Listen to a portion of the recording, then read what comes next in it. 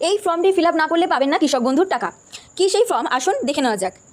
কৃষক বন্ধু প্রকল্পের ক্ষেত্র সমীক্ষা অর্থাৎ ফিল্ড ভেরিফিকেশনের জন্য যাচাইকরণ ফর্ম কিন্তু বেরিয়ে গেছে। এই ফর্মটিকে আপনাদের ফিল আপ করতে হবে, তবেই কিন্তু কৃষক বন্ধুর টাকা পাবেন। তো এই ফর্মটি কীভাবে ফিল আপ করবেন, আগে যেটা বলে দিচ্ছি ইম্পর্টেন্ট ব্যাপার, সেটা হচ্ছে এই যে কলামটা আছে এই কলামটা ফিল আপ করতে হবে না, কারণ এই কলামটা হচ্ছে অফিস ইউজের জন্য, এটা অফিসের ইউজের জন্য তারা ফিল আপ করবে, আপনাদের ফিল আপ করতে হবে না। এরপর আসি মেইন ফর্মে, যেখানে আপনাদেরকে ফিল আপ করতে হবে, সেটা হচ্ছে এখানে আইডি নম্বর লিখবেন, সিরিয়াল নম্বর লেখার দরকার নেই, এটা অফিস ইউজের জন্য রেখে দেবেন।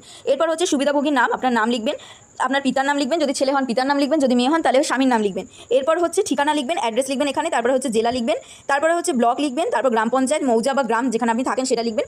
নেক্সট রয়েছে সুবিধাভোগীর বিবরণ, কি ব্যাংকের বিবরণ, ব্যাংকের বিবরণে হচ্ছে আপনার ব্যাংকের নাম ও শাখার নাম লিখবেন, আইএফএসসি কোড, এটা ব্যাংকের বইটা দেখে দেখে ফিল আপ করতে হবে। নেক্সট হচ্ছে ব্যাংক অ্যাকাউন্ট নম্বর লিখবেন, আধার সংযুক্ত মোবাইল নাম্বার, আধারের সাথে লিঙ্ক করা রয়েছে যে মোবাইল নম্বরটা, সেই মোবাইল নম্বরের নাম্বারটা এখানে দেবেন। নেক্সট হচ্ছে আধার নম্বর দেবেন, তারপর হচ্ছে এপিক নম্বর অর্থাৎ ভোটার কার্ডের নাম্বারটা এখানে দিতে হবে। তারপর বলেছে এএসডিডি তালিকাভুক্ত কিনা, অর্থাৎ এসআইআরে যাদের নাম ডিলিট হয়ে গেছে বা যাদের কোনো সমস্যা হয়েছিল, নাম আসেনি বা জুডিশিয়ালে ছিল, সেই মানে তালিকাভুক্ত কিনা সেটা এখানে লিখতে হবে। তারপর হচ্ছে পিএম কিষানের সুবিধাভোগী কিনা, পিএম কিষান পান কিনা সেটা হচ্ছে এখানে লিখতে হবে, যদি পান তাহলে ইয়েস, যদি না পান তাহলে হচ্ছে নো লিখে দেবেন।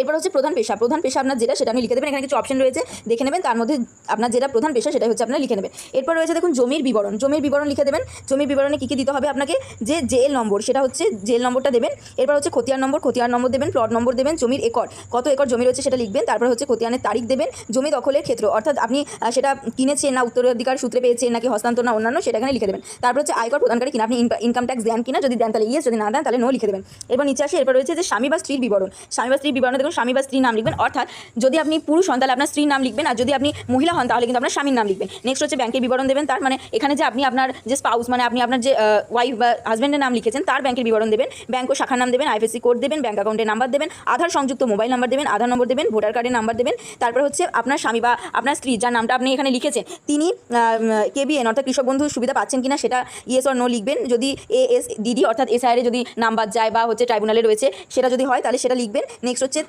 তিনি পিএম কিষান পান কিনা সেটা লিখবেন, এবং তার যে প্রধান পেশা সেটা কিন্তু দেখে এখানে লিখতে হবে। এরপর হচ্ছে এগুলো ফিল আপ করে নেওয়ার পর নিচে রয়েছে একটা অঙ্গীকারপত্র, সেই অঙ্গীকারপত্রটা একবার পড়ে নেবেন, যে এখানে শর্ট করে আমি বলে দিচ্ছি যে ওপরে যা যা ডকুমেন্টস আপনারা দিয়েছেন সেগুলো যে সঠিক সেটা হচ্ছে এই অঙ্গীকারপত্রে আপনারা স্বীকার করছেন। এরপর হচ্ছে যিনি এই ফর্মটা ফিল আপ করবেন, অর্থাৎ তিনি যদি পুরুষ হন বা মহিলা হন, যিনি এই ফর্মটা ফিল আপ করবেন, যিনি আর কি মেইন যে বেনিফিশিয়ারি তার এখানে হচ্ছে সিগনেচার করতে হবে, অর্থাৎ স্বাক্ষর করতে হবে, তাহলে কিন্তু ফর্মটা পুরো ফিল আপ করা হয়ে যাবে। দিয়ে এটা আপনি জমা দিয়ে দেবেন। আপনার যদি গ্রাম পঞ্চায়েতে থাকেন তাহলে সেই গ্রাম পঞ্চায়েতে বা ভিডিও অফিসে, আর যদি আপনি শহরাঞ্চলে থাকেন সেক্ষেত্রে অনলাইনেও কিন্তু ফর্মটা ফিল আপ করে জমা দিতে পারেন। এরকমই গুরুত্বপূর্ণ ভিডিও পেতে অবশ্যই মানিকিতা চ্যানেলটিকে ফলো করে রাখবেন। দেখা হচ্ছে নেক্সট ভিডিওতে।